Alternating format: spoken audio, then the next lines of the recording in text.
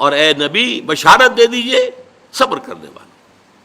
تو یہ تو ہے بھوک، فقر و فاقہ.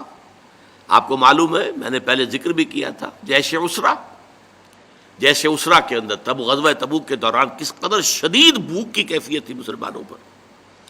ایسے بھی مواقع آئے ہیں کہ تین مسلمانوں کے لیے 24 گھنٹے کا راشن ایک کھجور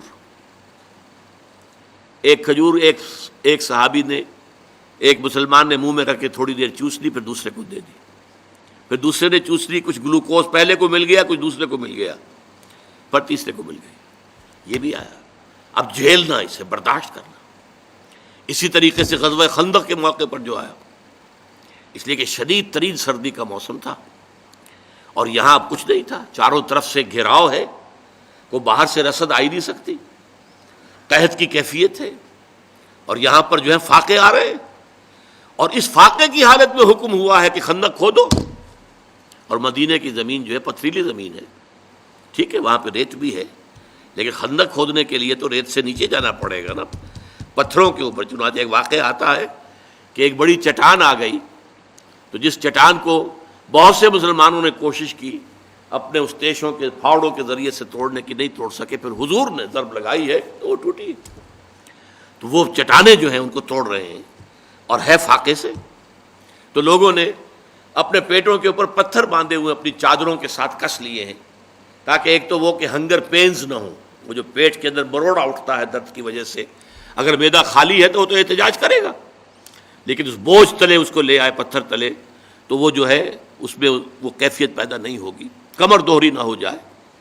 اور جب حضور سے شکوہ کیا کہ حضور دیکھیے اب ناقابل برداشت ہو رہا ہے معاملہ، دیکھیے کرتے اٹھا کے لوگوں نے دکھایا، ہم نے پتھر باندھے ہوئے.